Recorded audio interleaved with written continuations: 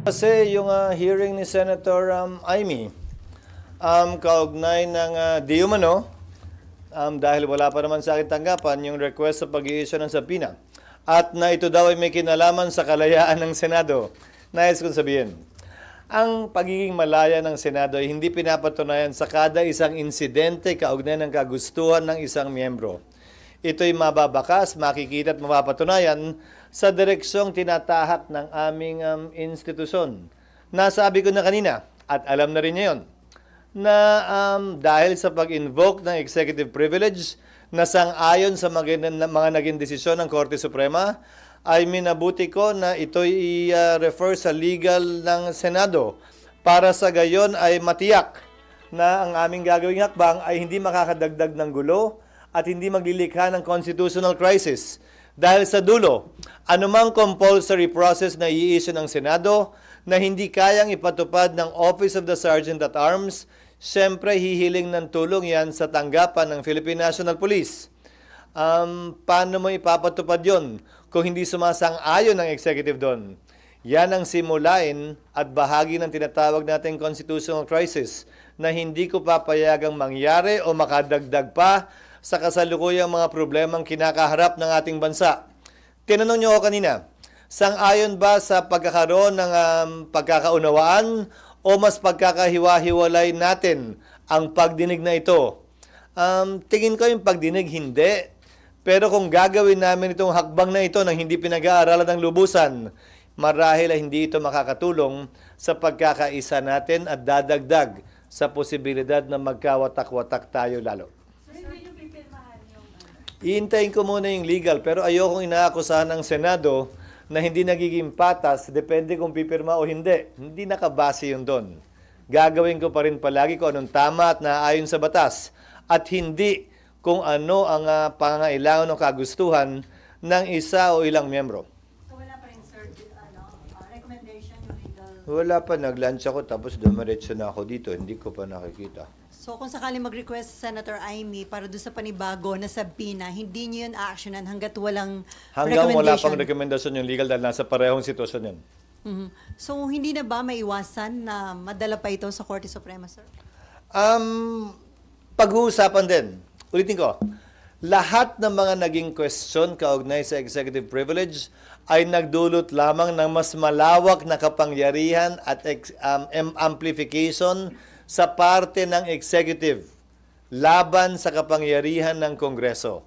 So isang konsiderasyon yun na dapat naming tingnan at suriin. Siyempre palagi may pag-asang mababaligtad yon, pero may pagkakataon at tsansa rin na lalong mapaigting yon. So isa sa mga konsiderasyon yun na aming titimbangin. So sir, ano yung situation ngayon? Parang may, ano ba ito? Confrontation between the executive and the Senate? Wala. Kaya ngayon ang iniiwasan ko eh.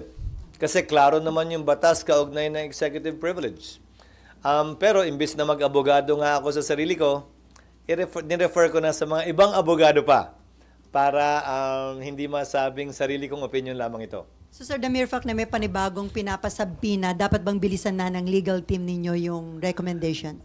Hindi. Anumang bagay na minadali mo, baka sa dulo mas masama ang kalabasan. Gawin nila ng tama ang kanilang trabaho na ayon sa kompletong pag-aaral at research. Yun ang mas importante sa akin.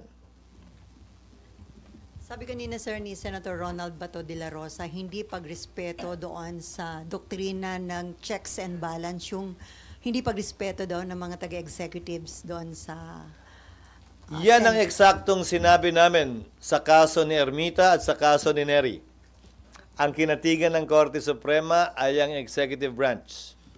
At binigyang pagpapahalaga, timbang yung executive privilege na kapangyarihan daw ng executive branch.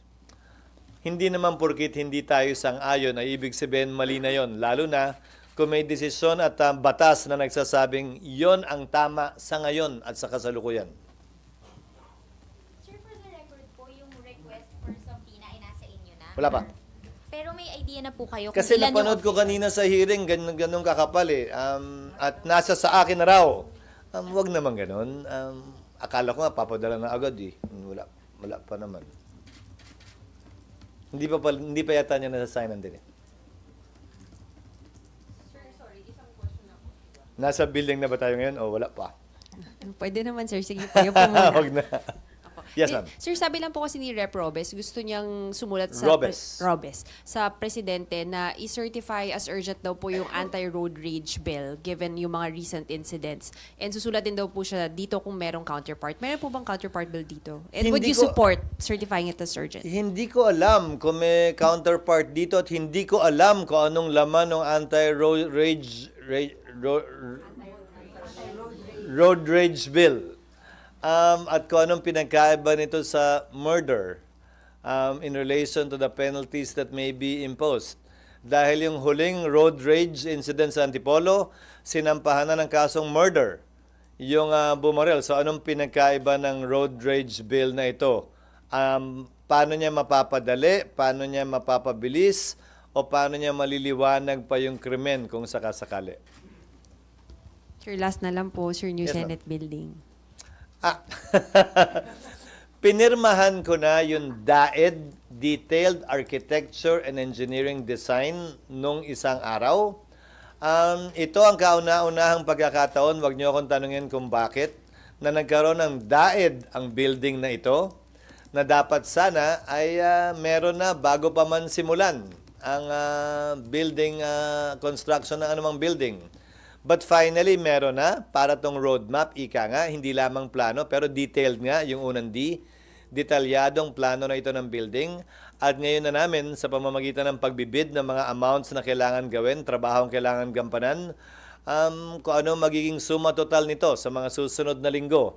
Dahil nga, meron ng kompletong plano hanggang sa matapos yung building na pinirmahan ko, pinirmahan ng DPWH, pinirmahan ng contractor doon sa mga may pending pang trabaho at pinirmahan ng mga consultant at eksperto na kinuha ng Senado. So next week, hopefully, kung gusto niyo sumama, magsa-ceremonial signing din kami noon kasama ng mga stakeholders upang sa gayon ay maisa formal ito at para makita nyo na rin siguro kung nasa ang stage na nga ba ito para maniwala kayo pag sinabi kong hindi pa kaya sa kasalukuyang taon. Sir, na-mention nyo kanina na doesn't mean na kung hindi nasunod yung kagustuhan ng isang member, parang hindi na yung kalayaan ng Senate.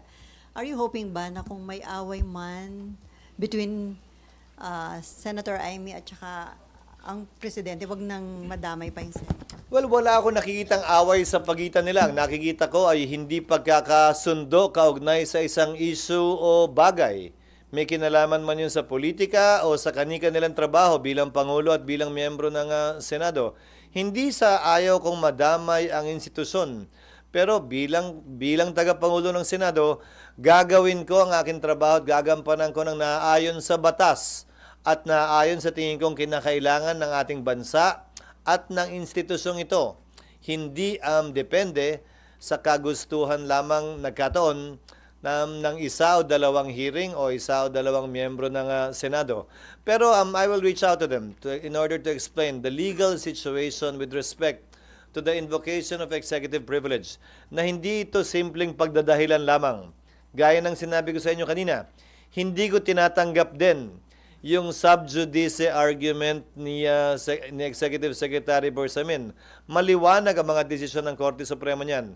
Hindi pwedeng pigilan ang pagdinig ng Senado o ng Kongreso for that matter dahil may pending case. Subalit, yung invocation ng executive privilege, yan ay naaayon sa batas. Mag-reach out, it means kakausapin mo sila, sir, sina Senator Amy. Kakausapin ko sila matapos ito siguro, matapos kong matanggap yung kanilang request.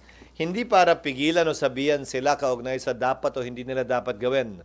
Pero para marahil ipaliwanag yung sitwasyon at direksyong tinatahak ko bilang tagapangulo ng Senado at mga rason kung bakit ko gagawin o di gagawin ang isang partikular na bagay. I think I owe that much to them. Sir, another question po. Sir, tungkol po sa impeachment at For saka you, sa there. ICC. Yes, ma'am. Hi, sir. Could emerging details from the ICC proceedings be used as factual basis in an impeachment complaint against BP Sara? I don't think so. Because crimes against humanity is not one of the 7 charges filed against the Vice President. That has already been received by the Senate, and that cannot be changed anymore at this time. At least not until we approve the rules and or not until we send summons. Nagmamadali ang House, di ba? Nagpadala na raw yung summons, di ba? Yun ang gusto nila last week. So sa palagay ko, wala na silang balak na baguhin pa ito. At hindi kasama ang crimes against humanity sa impeachment complaint laban sa ating Vice President. Sir, another question po. Yes, ma'am. If the ICC asks for the bank accounts of the Duterte in connection with the legal aid, is the government allowed to release it without violating the Philippine Bank Secrecy Law? I cannot answer that question really because I'm not familiar with it. Sa ilalim ng batas, exemption sa bank secrecy law ang corruption case. Pero hindi ko alam kung saklaw ng definisyon ng corruption case ang isang ICC case. At saka sa international humanitarian, sa IHL prohibition, parang hindi ata kasama sa aligasyon laban kay dating Pangulong Duterte ang corruption. So hindi ko alam kung anong maaaring posibleng rason para kunin at hilingin yon maliban sa aspeto ng civil liability. Pero darating lamang yon kapag sa'y napatunayang nagkasala na. Sir, follow-up lang dun sa tanong Yes, ma'am. ni ma'am. If I'm not mistaken, kasama sa articles yung high crimes for conspiracy to commit murder in relation to VP Sara's alleged involvement in the DDS. So, Which charge? sa articles of impeachment, sir, Which one yan? I think 5 or something like that. Nasa baba po, Alam high ko crimes in-allege nila yung other high crimes. I believe kasama po na yung alleged involvement daw sa DDS. Really? Kasi so hindi ko pa nga nababasa eh. Nasa So- rules pa lang kami kasi. So, Kasi sir, nabasa ko na, hindi pa lang ganun kalalim pa. I don't know. Again, this case is totally different from that one. This is a case against the former president that's pending with ICC. So I don't see any reason how or why any evidence presented there would be relevant as against the vice president unless she herself would be one of the respondents in that case. Abay?